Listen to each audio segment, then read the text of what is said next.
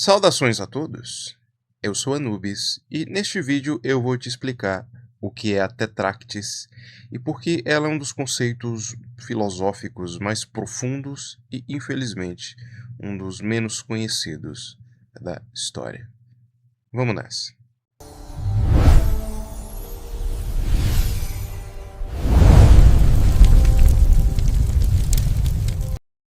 Esse vídeo é, vamos chamar assim, mais um episódio de uma série que eu criei aqui no canal, que inclusive já está numa playlist, de forma que você pode assistir todos esses vídeos de maneira cronológica e concatenada, e o nome desta playlist é O que é Magia, onde eu explico o que de fato é isso, para além de todas as fantasias, mirabolantes enfim, especulações e idealizações do que se faz disso, né? Eu explico o que de fato é isso historicamente e o que de fato é magia. Só que como é um conceito, como são ideias muito complicadas, eu fiz isso de maneira episódica, no sentido de que eu também tenho que fundamentar todas essas ideias, né? Para não virar um vídeo muito longo, muito enfadonho, eu tenho que explicar a história de como tudo isso surgiu no passado e como isto chegou até nós.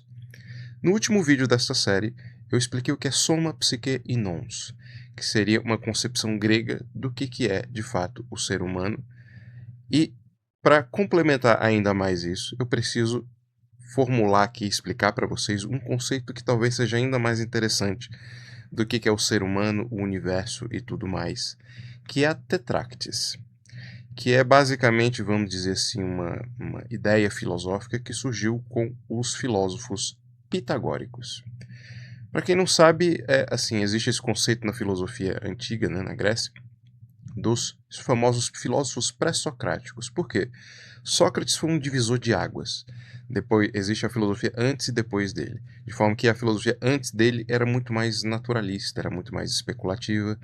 Os filósofos eram talvez muito mais pensadores e filósofos naturais do que pessoas preocupadas com grandes ideias, com conceitos sofisticados e etc. E para mim, o maior de todos os filósofos pré-socráticos foi Pitágoras. Pitágoras é um nome complicado porque não é de fato o nome dele, né? É um título, né? É um epíteto. Especula-se muito, né, do que de fato seja o significado da palavra Pitágoras, mas por ser um título, talvez reflete esse Pitas, de Pítias, que eram as sacerdotisas de Delfos, que era um grande centro iniciático na Grécia, né? E talvez isso seja uma alusão às pitonisas, né? E Pitágoras seria algo como aquele que foi anunciado pelas pitonisas, né? Existe muita especulação disso, existe muita, para além do fato dele ser um filósofo, para o pensamento, para a filosofia, para a ciência, também existe o fato de que ele também é considerado um iniciado por muitas tradições místicas e esotéricas por aí. Pois bem, para além de tudo isso, o que se sabe historicamente de Pitágoras é que ele nasceu na ilha grega de Samos, viajou boa parte aí do mundo conhecido na antiguidade, né, no Egito, na Ásia, enfim, pela Grécia, de forma que ele viajou bastante, adquiriu muito conhecimento. E meio que nada do que ele fez foi propriamente uma criação dele, né?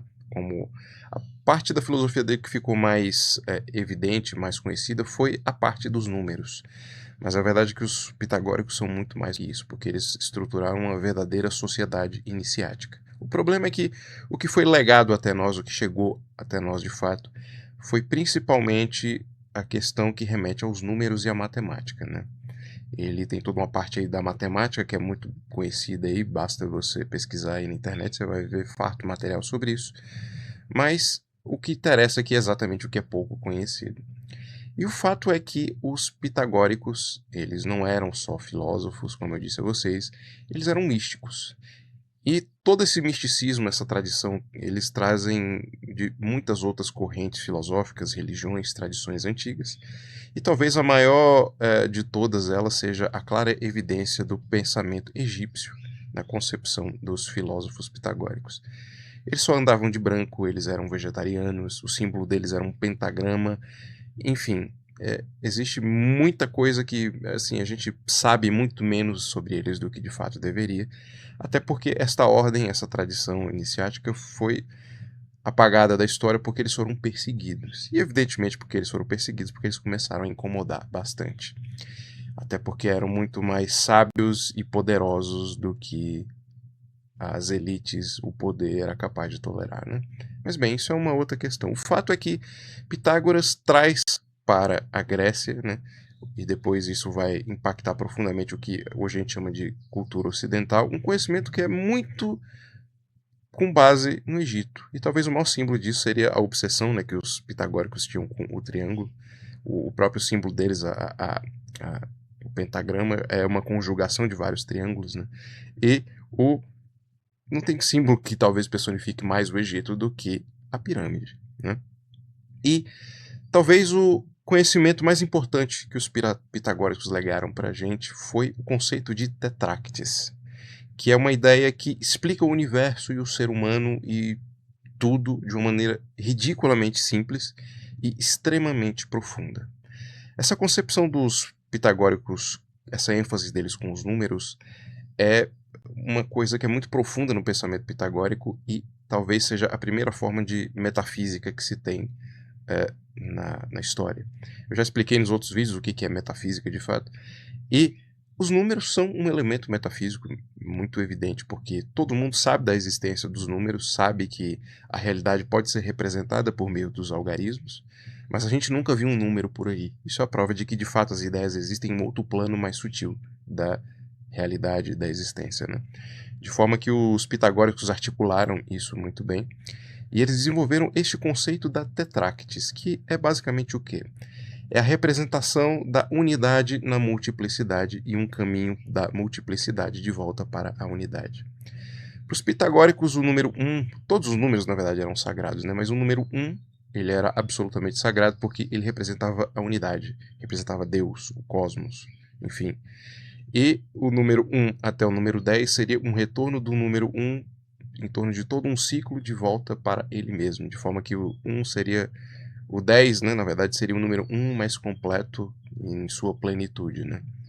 E, basicamente, a tetráctis é uma forma de organizar isso de maneira simbólica por meio de um triângulo, onde você tem 4 números na base, né? O 4 é o símbolo da matéria, do mundo manifestado, do cubo, do quadrado, né? Depois você tem o 3, depois você tem o 2 e depois você tem o 1 conjugados hierarquicamente assim para cima, de forma que todos esses números, somando todos, vai dar 10, ou seja, o símbolo da unidade, né? Mesmo diante da multiplicidade. Esse símbolo é tão profundo que a gente poderia ficar aqui especulando milhões de dimensões dele diferentes. E também a gente poderia fazer aqui um vídeo só sobre a numerologia pitagórica, mas a gente ia devagar demais. E o meu objetivo aqui não é esse. É simplesmente explicar como isso explica tudo no universo, né? Então, esses números, todos os números, ele tem uma correspondência em numerologia com elementos, com letras, enfim, dá para você fazer toda uma associação com isso. Mas o objetivo da Tetráctis é mostrar que tudo no universo, assim, o universo é uma unidade, só que a gente precisa estabelecer essa unidade não somente fora da gente, mas também na nossa consciência. E a única forma de você estruturar uma relação hierárquica, harmônica e perfeita é por meio de um princípio ordenador que seja superior a uma questão, alguma divisão. Vou dar exemplos concretos para ficar bem claro para vocês. Imaginem que exista um pai presenciando 2 filhos brigarem por um brinquedo. Essas crianças vão se matar entre si, de forma que talvez a mais forte vai, enfim, ganhar o brinquedo, mas isso seria uma tremenda injustiça, na verdade.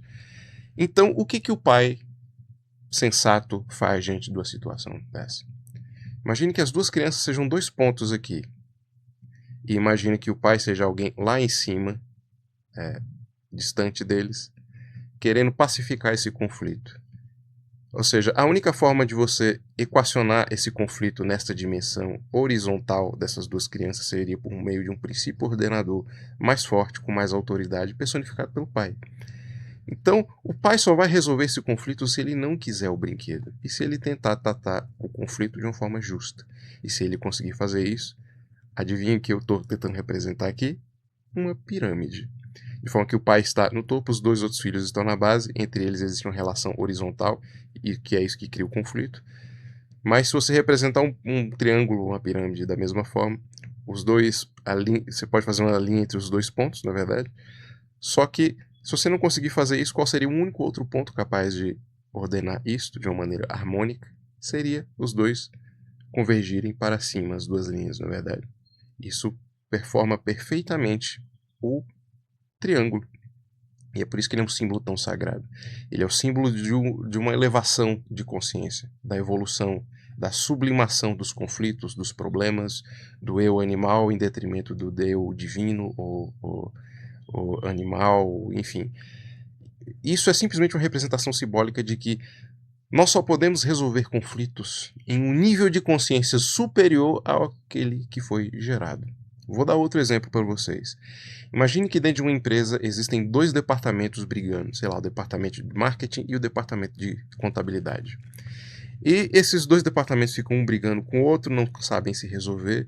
E se eles não conseguirem se resolver de uma maneira horizontal, só um princípio vertical e superior vai poder pacificar esse conflito.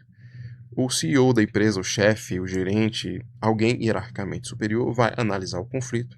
E como ele não faz parte de nenhum desses departamentos, ele vai conseguir olhar a coisa de uma maneira fria e vai tomar a menor decisão possível para pacificar esse conflito. Porque ele está em um nível de consciência superior ao do conflito dessas duas instituições. O mesmo princípio se aplica também na justiça. Imagine que tem uma causa na justiça, existe uma parte e a outra, e elas estão em um conflito. Qual é a forma tradicional de se resolver isso? Um juiz que está acima dessas duas partes, ele vai analisar a causa e ele vai tentar resolucionar o conflito que as partes não conseguiram resolver. Então, o que aconteceria aqui neste caso? Todos esses exemplos que eu dei aqui a vocês é um exemplo prático da aplicação do conhecimento por trás da Tetractis. Ou seja, em tudo que a gente faz na nossa vida, existe esse princípio filosófico que você pode expressar de maneira matemática, como os números, né? Ou também como um princípio filosófico, como a gente acabou de fazer aqui, aplicado às relações humanas cotidianas, não é verdade? Então, isso é uma forma dos pitagóricos entenderem que existem distintos níveis da realidade. Existe uma forma de você resolver o conflito na porrada ou no diálogo em um nível de consciência superior ao que foi gerado pelo conflito. Quando você está com raiva e você briga com alguém, é porque você cedeu seu nível de consciência a um nível tão animal que você se comporta como um animal. Você fica agressivo, vermelho, você grita. Ao passo que se você elevar seu nível de consciência, você consegue resolver isso de uma maneira que a violência talvez não possibilitasse. Ou possibilitasse de uma maneira muito custosa, na verdade.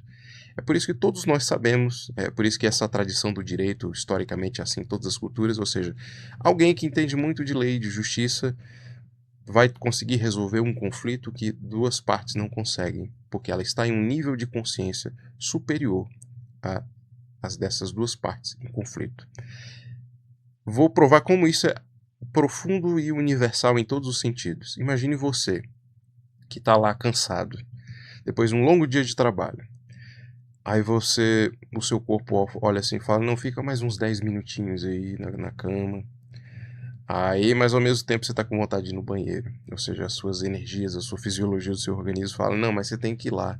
Aí fica no banheiro fazer suas coisas.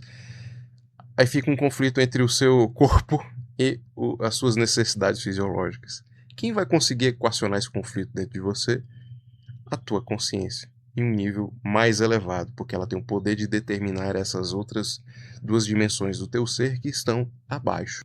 Então isso só são elementos assim extremamente simbólicos de representar como a Tetractis é um conhecimento ainda mais profundo do universo e de tudo que a gente pode representar. Ela é a prova de que o universo é regido por camadas e que existem níveis do universo que vai desde o mais grosseiro possível, o mais material, o mais animal, até o mais sutil, elevado e divino. De forma que a gente pode aplicar isso em absolutamente todas as coisas. Mas o objetivo disso aqui, desse vídeo, não é isso. É basicamente expressar, como eu fiz aqui para vocês, de uma maneira bem resumida o que de fato é a Tetractis. E eu estou trazendo esse vídeo como parte desse episódio desta série porque ela é uma outra concepção também que ajuda a gente a explicar o que é o universo e o ser humano. em suas distintas manifestações, né? Para além do último vídeo que eu fiz, que era o Soma, Psique e Nons, essas subdivisões do ser humano dentro da cosmovisão neoplatônica, né? Isso é a prova de que os pitagóricos também trouxeram muitas contribuições para além da filosofia expressa pelos números, da matemática, enfim, né? Então, essa é uma outra concepção do ser humano e da realidade e, portanto, também da magia que eu estou trazendo, para além do último vídeo, que ajuda a gente a explicar a realidade e o ser humano de forma que a gente possa entender de uma maneira mais profunda o que é, de fato, magia, não é verdade? Então, este aqui é um pequeno outro episódio, um pequeno outro capítulo, brevemente, para enriquecer essa concepção que a gente vai desenvolver mais à frente. Então, eu espero que tenha ficado claro aqui para vocês. De qualquer forma, vocês também podem pesquisar aí sobre a Tetractis, né? De forma que existe hoje farto material aí na internet, que pode preencher até lacunas aqui que eu não expliquei direito. De qualquer forma, o vídeo aqui é muito mais uma provocação para que você de fato se estude e se aprofunde nisso. E porque se eu também fosse falar de tudo de uma maneira extremamente profunda, o vídeo duraria horas, né? Então esse vídeo é uma mera provocação e um complemento dentro desta série que eu estou estruturando aqui, no sentido de transformar isso numa concepção mais rica para desenvolver lá para o final aquilo que eu realmente vou desenvolver nesta série, que é te explicar o que é verdadeiramente magia. Então espero que tenha ficado claro aí, deixa seu like, fica à vontade na seção dos comentários aí e até o próximo vídeo. Obrigado por assistir o vídeo até o final. Siga o canal se ainda não for inscrito, ative as notificações, curta, comente e compartilhe. Assim você contribui para fortalecer o projeto. Na sua tela e na descrição do vídeo existem mais formas de me ajudar e links para os meus outros canais e demais redes.